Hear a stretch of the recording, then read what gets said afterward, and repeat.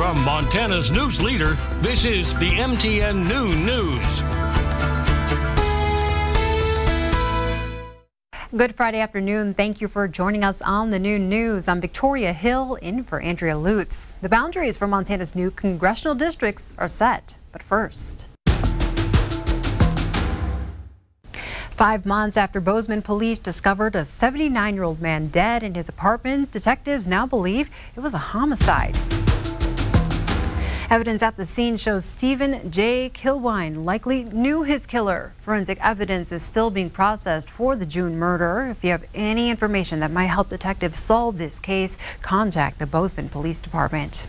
The Afghan refugee accused of raping an 18-year-old woman at a Missoula hotel last month says he's not guilty. 19-year-old Zabihallah Mohammed is facing a felony charge of sexual intercourse without consent. He's one of 20 people placed in Montana as part of the federal Afghan Placement and Assistance Program. In court yesterday, Mohammed admitted to having sex with the woman but believed it was consensual.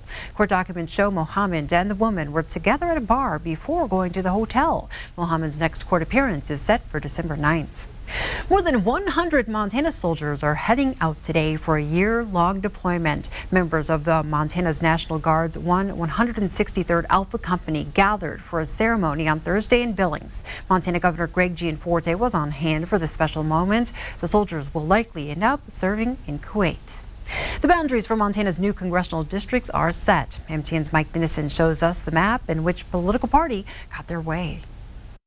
In a dramatic split vote Thursday evening, after hours of testimony and debate, the 5-member panel charged with drawing the boundaries for Montana's 2 new congressional districts finally chose the proposal advanced last week by its Republican members. Known as Map 12, the proposal creates a new western district that includes the cities of Missoula, Butte, Kalispell, and Bozeman, and the Blackfeet Indian Reservation.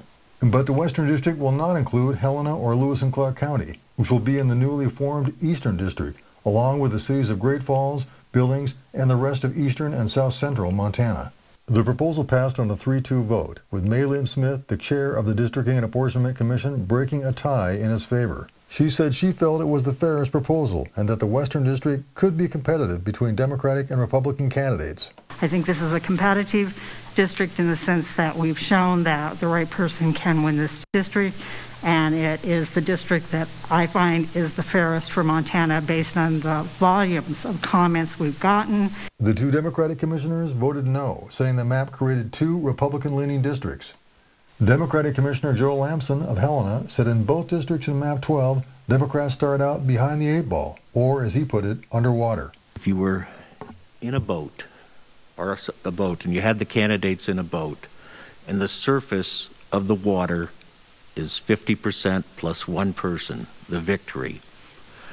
All the Republican candidates start out with a boat, and all the Democratic candidates start with a rock around their ankle, and they're trying to even get near the surface.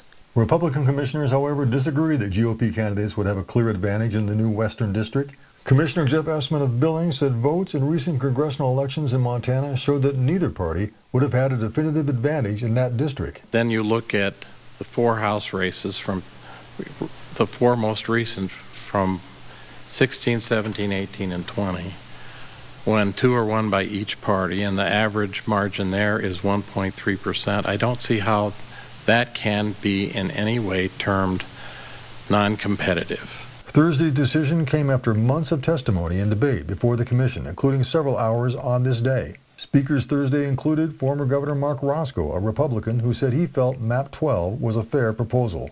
A final hearing will be held next week before the map is formally submitted, but any further changes will be only technical in nature.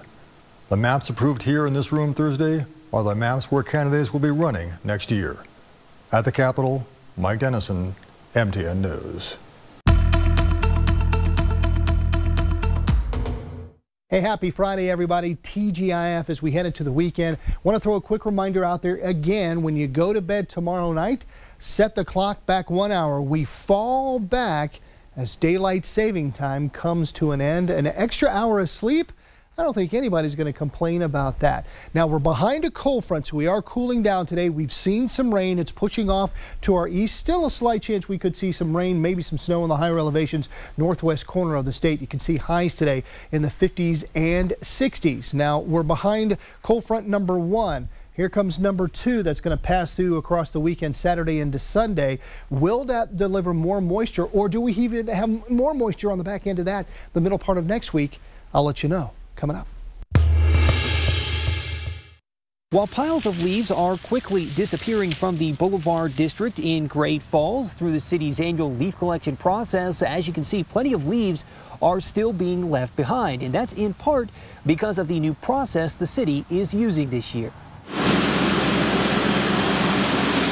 The city of Great Falls is now using giant vacuums to collect leaves. The one machine that's behind me is self-contained, so we got it's operated from inside the cab of the pickup, and then the other 2 new machines are tow-behinds, but they're operated by an operator sitting on the machine. That means there won't be anybody raking up leaves for collection.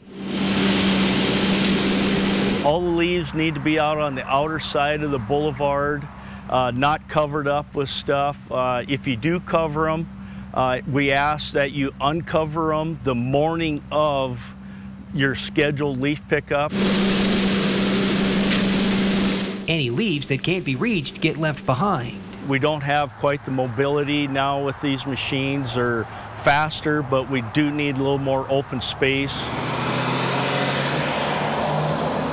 The main reason we're collecting leaves is to help the streets and the sewer, the drains, to keep them from being clogged up. Once collected, the leaves are turned into compost for residents to pick up and use. To find out when your leaves are scheduled to be collected, or to find out what to do if you miss the collection date, check out this story on our website. In Great Falls, Colter Anstad, MTN News.